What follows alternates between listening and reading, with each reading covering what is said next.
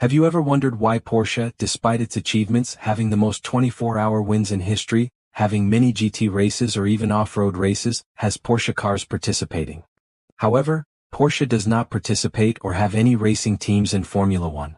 Porsche is a car company famous for producing durable sports cars, accompanied by incredible performance in the automotive world. With more than a century of glorious history, Porsche's characteristics are not only engine power, but also the balance between performance and design style, combining tradition and pioneering technology. Obviously, with its potential and long experience in making cars, this car company is certainly a promising name in manufacturing racing cars. Everyone knows that Porsche is one of the most prestigious and successful car companies in the world of speed sports.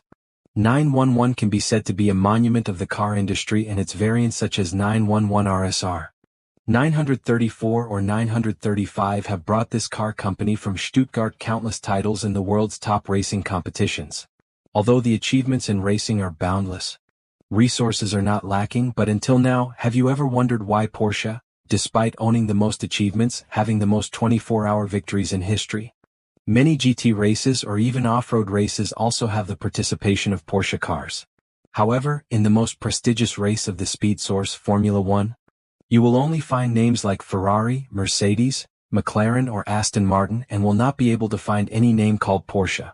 To say that it is not that Porsche does not want to participate, Porsche is like a guy pursuing a girl named Formula One. But that girl can be said to always find a way to avoid the Porsche guy. Back in 1957, Porsche entered single-seater racing for the first time, but only as an F2 team. The 718 achieved a few victories in this class before Porsche was promoted to F1 in 1962. At that year's Trang Fa, a miracle happened for Porsche in a way that even they did not expect. The two big contenders for the championship, Jim Clark and Graham Hill, both withdrew for different reasons. That made the Porsche driver at that time, Dan Gurney, take the lead, to the surprise of the entire technical team and himself. He made no mistakes and won the first victory of his career and also the only victory of Porsche to date. The German team only lasted 3 more years in F1 before leaving the competition in 1964 due to financial problems. But Porsche's ambitions to compete in Formula One were never extinguished. In 1986 they returned to the series, not as a team but as an engine supplier. They partnered with McLaren and supplied engines to the British racing team under the tag name, and Porsche continued to be successful. In the 5 years that McLaren used Porsche engines, they won 25 victories and 2 championships for Alain Prost and Niki Lauda. Despite the success, tag Porsche was never considered a powerful engine. McLaren's success, as mentioned, is largely due to the talent of its drivers. In 1991, when Porsche partnered with Footwork to supply engines, the overweight Porsche 3512 weighed 180 kilograms, almost half a ton more than the standard. Footwork only won 2 races. Either they couldn't start the race or they couldn't finish it. This resulted in Footwork teaming up with Frost, and the Porsche has been out of the running ever since. The V12 engine was later used to build the Porsche Carrera GT. In recent years, Porsche has repeatedly left open the possibility of returning to this speed sport. Their stories are similar to the love story between Nan and Halan, both of which ended in failure. So what is the reason why the world's leading car company has not been able to succeed here? One of the reasons we can talk about is that the top F1 racing teams often have ways to get rich from F1, not just racing. Red Bull can use its reputation to generate more revenue from the sale of its energy drinks. Ferrari and Mercedes often choose to put their own F1 technology on their production cars to attract buyers. However, Porsche is already famous for its products like the 911 or 718. These products are said to be quite difficult to cram or change the F1 technology. Not to mention that if doing so, it is unknown whether Porsche will lose the identity of the 911 that fans love or not. And more importantly, if Porsche wants to create a new racing team in Formula One, the price to be able to realize it will be up to billions of dollars. First, they will have to spend $200 million to enter F1. This money will be divided among the 10 existing teams to ensure their survival in case a new team comes in and takes away the benefits they currently have, such as points or other investments. Once the $200 million is settled, Porsche will have to consider other costs such as production, car building, and labor.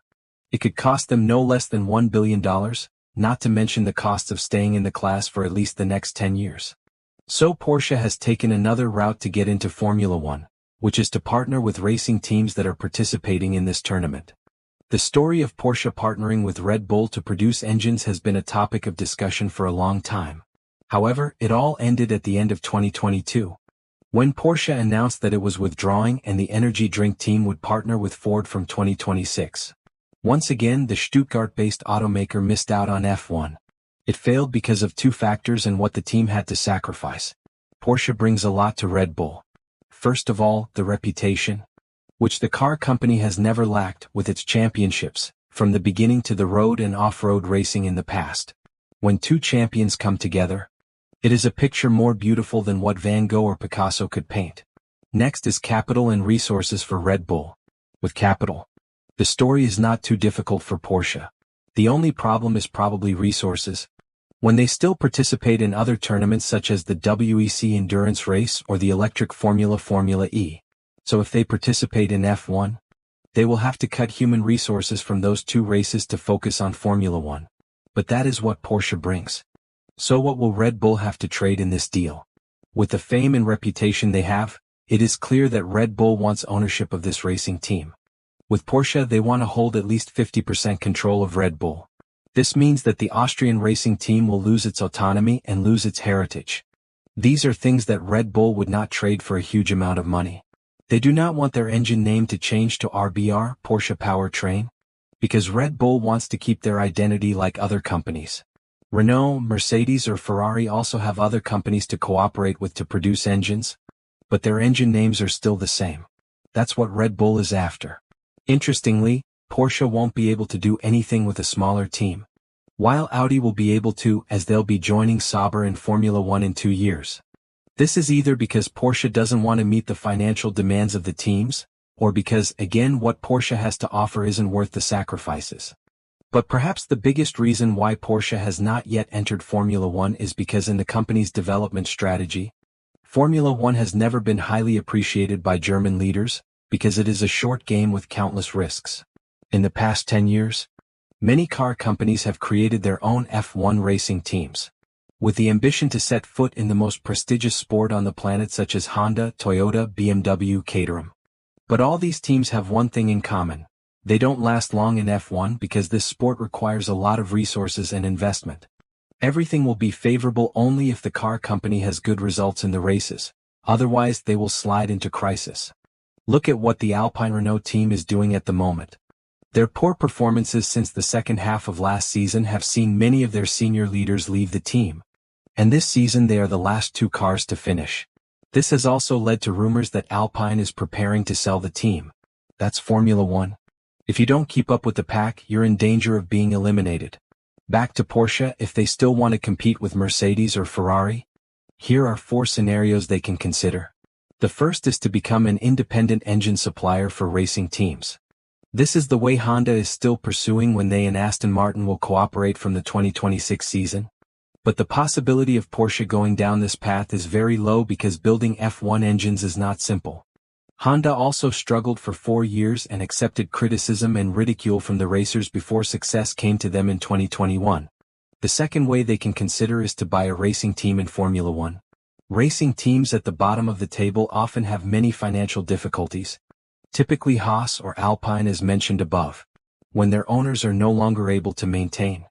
The racing team will be at risk of bankruptcy and have to ask for help from the government. Porsche could then buy the entire team and take over management with the resources it already has, rather than having to create a new team from scratch. However, both Haas and Alpine have their own ambitions, so they probably won't abandon F1 anytime soon. So the most likely eventuality for Porsche is to partner with Andretti. The American team is rushing to register for Formula One in the 2026 season. They are in the final steps before becoming the 11th team of F1. So this is the best chance for the German team.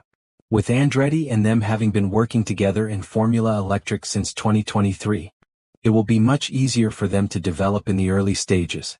The only problem is that if they cooperate, Andretti and Porsche will have to quickly design the engine, as well as design the car to the standards set by the FIA. If they start now, the time is extremely urgent, when other F1 racing teams have started developing the 2026 generation car since the year before. So while this scenario is possible, it's still a tough one for Porsche. We all know Porsche is still having some success in the races they compete in. But the dream of an open-wheel car from Stuttgart is still a distant and promising story. And that's the main content of today's video. I'm TurboZone. Hello and see you again.